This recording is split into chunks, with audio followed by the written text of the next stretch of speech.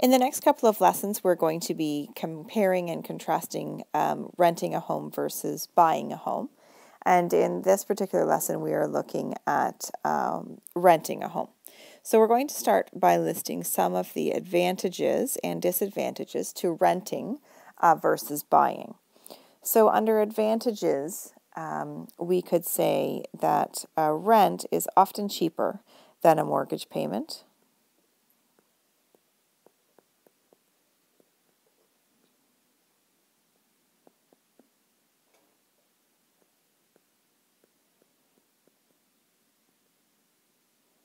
And so sometimes that's what holds people back from starting into a mortgage and buying a house. More often, though, it's the fact that when you do buy a house, you need a sizable down payment.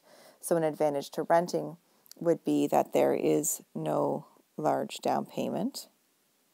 Sometimes you do have to pay your first and last month's rent, but that doesn't compare to the down payment you would have to make to buy a house.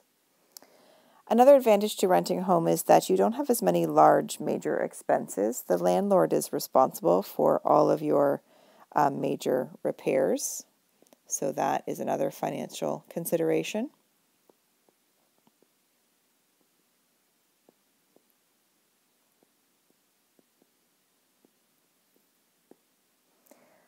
Another advantage to renting is the fact that you have the flexibility to move. So oftentimes people will rent if it's going to be like a short-term accommodation. When you own a house and you need to move without much notice, it can be difficult to sell your house on short notice and so on. Okay. Under disadvantages then, we could say, people often say when you're paying rent, it's sort of like you're pouring your money down the drain.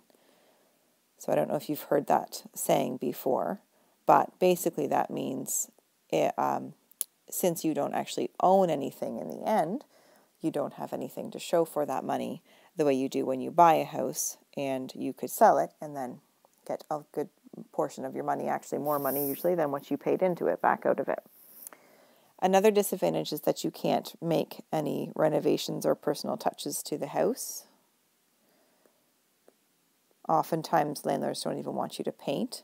It depends. In some cases you can. But for the most part, you can't make changes that you would otherwise like to make.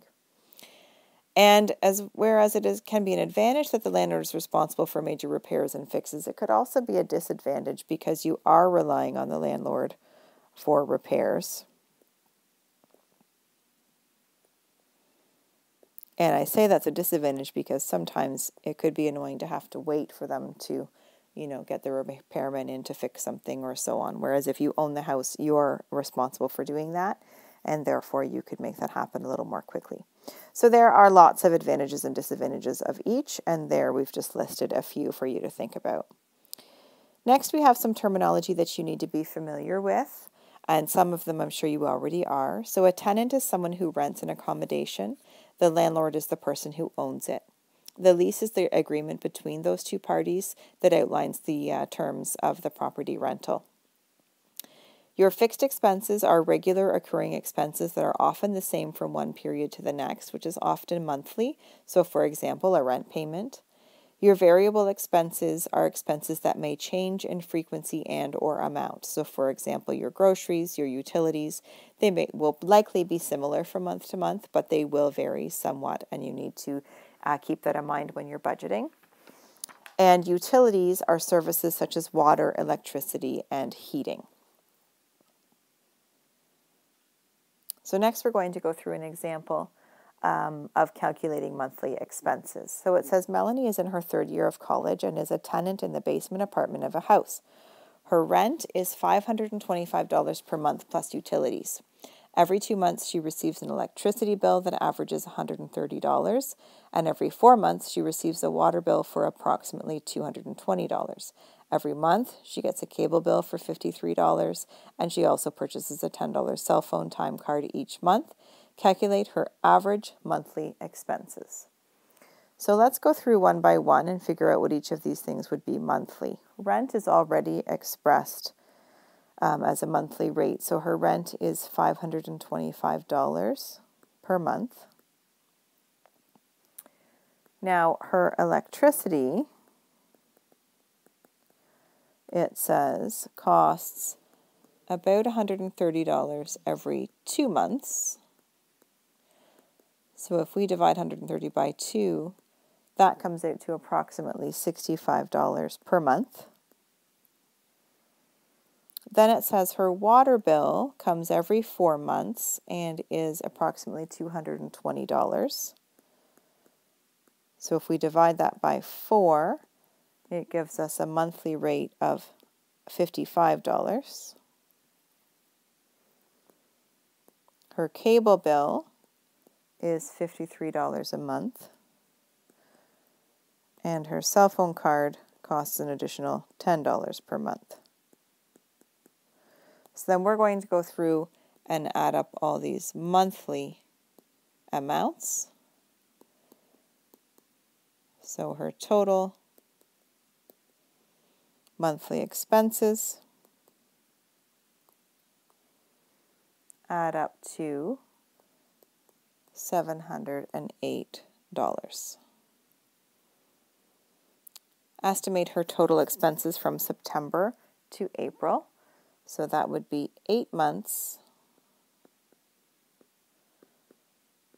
of $708 monthly. So in 8 months, her living expenses would be $5,664. Next example says, often renters pay a rental deposit equal to 1 month's rent. So this is commonly called paying your first and last month's rent. Sometimes utility providers also require a deposit from new customers before the utility is connected. So sometimes before you start renting, well, usually before you start renting, you do have some expenses to pay up front. And even though they're not as large as the down payment required to buy a house, they are large enough that you do need to consider them. So it says John and Susan are moving into a townhouse. Monthly rent is $875. Their landlord wants them to pay first and last month's rent before moving in.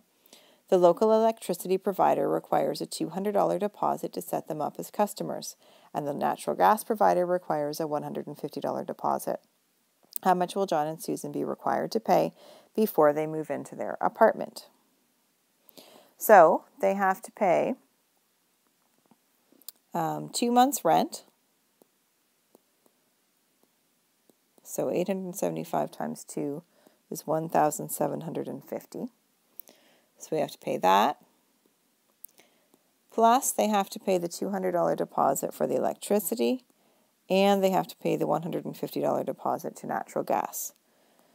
So before they move in, they're going to have $2,100 of expenses to consider. And that concludes this lesson.